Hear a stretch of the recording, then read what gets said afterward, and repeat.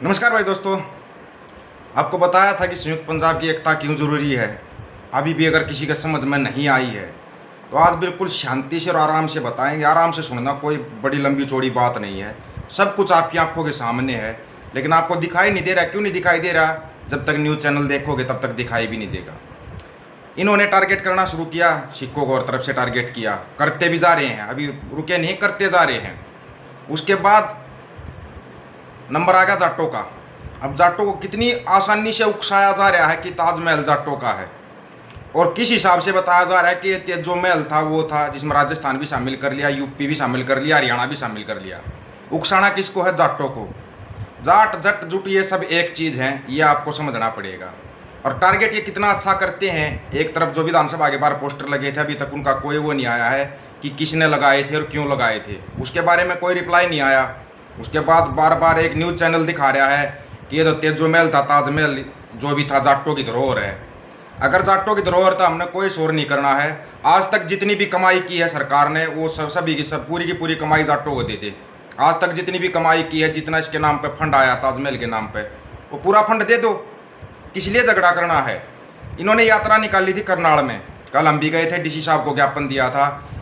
ऐसे अगर काम करोगे ना बिल्कुल शांतिपूर्वक, तो ये आपका कुछ भी नहीं कर सकते। इन्होंने उकसाने के लिए यात्रा निकाली, नंगी तलवारें लहराई, गुरुद्वारों के बाहर लहराई, पूरे नारेबाजी की, सब कुछ किया। हमने अपनी मीटिंग की, भाइयों के साथ बताया, आराम से गुरुद्वारे के अंदर बैठे मीटिंग की, शांति से जाकर डीसी साहब को ज्ञापन दिया कि ऐसे असामाजिक तत्वों के खिलाफ कानूनी कार्रवाई हो, सख्त से सख्त कार्रवाई हो, ताकि आगे कोई किसी धर्म के खिलाफ या किसी के खिलाफ, किसी महापुरुष के खिलाफ कोई नारेबाजी ना कर सके। आराम से ज्ञापन दिया। ये जो चाह रहे थे इनकी शकीम फैल होगी कि सिख युवा इनकी बेकाई में आएंगे, वो अभी कोई यात्रा निकालेंगे, सिख युवकों के ऊपर केस हो जाएंगे और सबको पता, सीधा यूपीए लगाकर उनको आजीवन अंदर डाल देंगे। ये जो चाल चलना चाह रहे हैं उसका आपको शांतिपूर्वक जवाब देना पड़ेगा, और उससे भी ज़्यादा आपको एक रहना पड़ेगा। एक वो आपकी एकता जो होगी ना, वो सबसे बड़ी जीत होगी। शांति से गए, हम हरियाणा से गए, वहाँ से पंजाब से भाई आए, और भी भाई करनाल के भाई इकट्ठे हुए, गुरुद्वारे के अंदर आराम से मीटिंग की, सबसे पॉइंट लिए गए कि कैसे ठीक रहेगा। वहाँ पर वकील भी शामिल थे, उसमें बताया शांतिपूर्वक अपना लिखित में देंगे। वो डीसी साहब के ऊपर है, कार्रवाई कब करेंगे कब नहीं करेंगे। हमारा काम है प्रशासन को लिखित में दे देना, ना कि अगर वो नारेबाजी कर रहे हैं फिर इधर से सिख युवक नारेबाजी करेंगे, इनको मौका मिल जाएगा। इनकी भांड मीडिया उनको तो नहीं दिखाएगी जो उन्होंने नारेबाजी की, नंगी तलवारें लहराई, उनको कहीं भी नहीं दिखाएगी। अगर सिख युवक कोई यात्रा निकाल देते, उसको लगातार मीडिया में दिखाया जाता, और लगातार ये दिखाया जाता कि ये देखो ये खालिस्तान की मांग कर रहे हैं। इनको चाहिए मौका, उस मौके से आपको बचना पड़ेगा। विशेष तौर पे अब बिल्कुल सरेआम हो गया, क्लियर कि इनका टारगेट कहाँ। जो किसान आंदोलन हुआ था ना, उसमें जो जो स्टेट शामिल थी, सबको पता है कौन सी स्टेट शामिल थी, कौन लोग शामिल थे। आराम से टारगेट बना रहे हैं ये, आपको बहकाएंगे, आपको उकसाएंगे कि ये आपका है, लेके रहना चाहिए, आपको लेना चाहिए, आप ले नहीं सकते। एक किसी जयपुर की कोई राजकुमारी है भाई, उसने कोई ट्वीट किया है कि ये उनकी धरोहर है, उनका अधिकार है। उस राजकुमारी साहिबा से सिर्फ 3 सवाल, ज़्यादा नहीं, सिर्फ 3 सवाल पूछने उस राजकुमारी साहिबा से। पहला ये, शाहजहां के पूर्वज अकबर की बीवी कौन थी, वो राजकुमारी साहिबा बताए। अकबर की बीवी कौन थी वो राजकुमारी बता देगी। जो बोल रही है हमारे पास डॉक्यूमेंट हैं ताजमहल के, ताजमहल हमारा है, ले जाओ, हमारे को कोई मतलब नहीं है। दूसरा, महाराणा प्रताप और अकबर के बीच लड़ाई में अकबर का सिपह सलार कौन था। राजकुमारी साहिबा से सवाल है, ये पूछना जरूर कोई मीडिया वाला अगर इसको कवरेज कर रहा हो तो। तीसरा, जब शाहजहां ने इनकी आगरा वाली संपत्ति जबरन हथियाई, तब इनकी तलवार और शौर्य कहाँ था।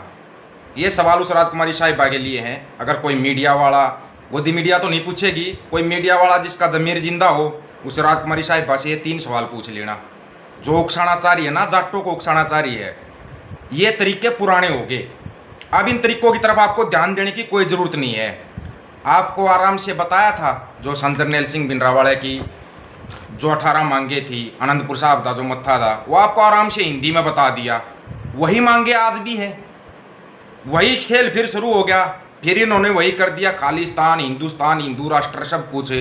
फिर जाट भी ले लिए कि जाटों की यह संपत्ति जाटों को मिलनी चाहिए, जाटों की यह धरोहर है। उकसाया जाएगा आपको। ये मत समझना कि यहीं पर रुक जाएंगे, यहीं पर नहीं रुकेंगे, ये आगे और भी ज़्यादा आपको उकसाएंगे। अगर आप इनकी बहकाई में आगे और थोड़े से उकस के, या आपने कहीं पर कोई यात्रा निकाल दी, कोई जुलूस निकाल दिया, आपके बच्चों का भविष्य खराब हो जाएगा, बर्बाद हो जाएगा ज़िंदगी भर के लिए। बिल्कुल तैयार बैठे हैं ये, बिल्कुल तैयार। एक बार आप फंसो तो सही, कैसे भी फंसो।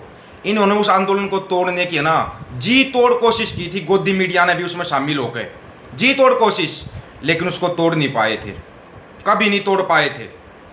ऐसे ही यहाँ पे हो रहा है।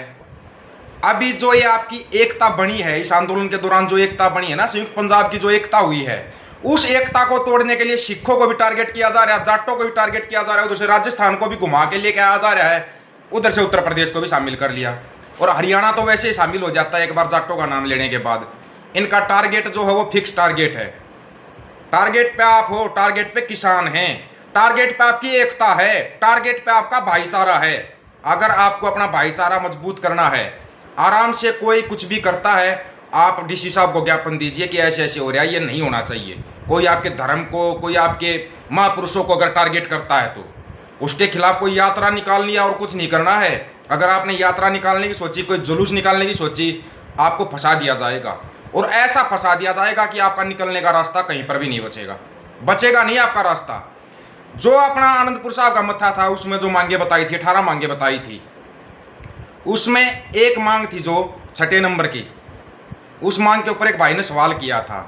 हाँ, मैंने भी उसको जो बोल दिया था ना, जो ट्रांसमीटर लगे, लाउड स्पीकर बोला था उनको, वो लाउड स्पीकर नहीं लगे थे। जैसे आकाशवाणी के ऊपर या दूरदर्शन के ऊपर जो आता है ना, अपना प्रोग्राम आता है, ऐसे ही अपना एक चैनल बनाने के लिए बोला गया था, और उस चैनल का खर्चा भी सिख उठाएंगे, ये बोला गया था। सिख कम्युनिटी अपने आप उसका खर्चा उठाएगी, ये वो बात थी। आकाशवाणी पर लगातार चलना चाहिए, जो अमृतसर श्री दरबार साहिब का है, उसके लिए एक आकाशवाणी का चैनल बनाने के लिए बोला था। गलत था, वो अपने आप खर्चा भी उठा रहे थे। अब ये बताओ ना, तो उस आनंदपुर साहब का मत्था है, जो 18 मांगे हैं, उनमें ऐसा कुछ नहीं, या जो ये यात्रा निकाल रहे हैं, भड़काने की कोशिश कर रहे हैं, उसमें भी अगर सिख लोग नहीं भड़क रहे हैं, इन्होंने पटियाला में किया, इन्होंने करनाल में किया, अभी क्या सोच रही, आगे भी करेंगे ये।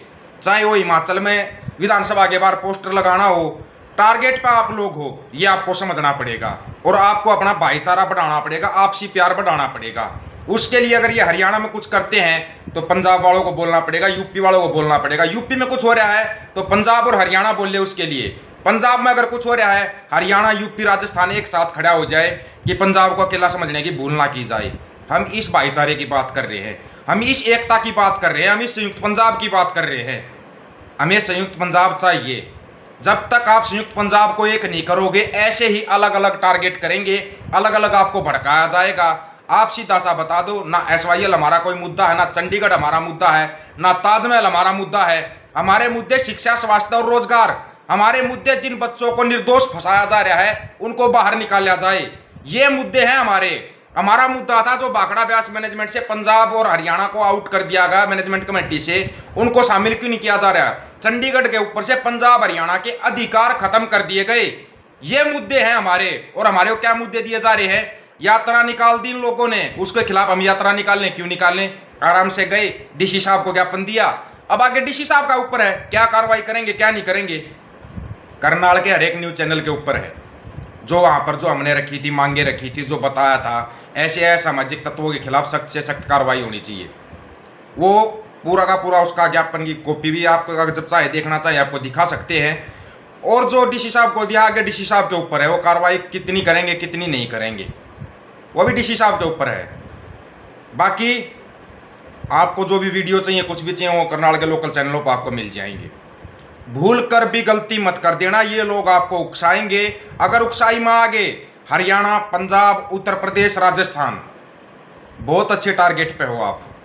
और आप नहीं, आपके युवा, आपकी जो यूथ पावर है, ये टारगेट पे है। लगे हुए हैं लोग ताजमहल की पोस्टें डालने में, उल्टा आप उसका प्रचार कर रहे हो। ये चीज़ मैं कहना चाहूँगा खासकर, इसलिए फेसबुक पर जाना कम कर दिया। इसलिए अपनी जो संयुक्त पंजाब की मुहिम जो चला रखी ना, उसका छोटा सा उदाहरण है। कल हम सब ने मिलकर डीसी साहब को जो ज्ञापन दिया गया है, ये है संयुक्त पंजाब की ताकत, ये है उस एकता का परिचय। आपको अगर संयुक्त पंजाब की मुहिम में शामिल होना चाहते हो, बिल्कुल व्हाट्सएप नंबर आपको बता रखा है, आप व्हाट्सएप पर मैसेज कीजिए, फ़ोनों के जवाब नहीं दिए जाएंगे, काम और भी बहुत हो जाते हैं। 9518883630 9518883630 ये मोबाइल नंबर रहा, ये व्हाट्सएप नंबर, आप व्हाट्सएप पे मैसेज कर दीजिए।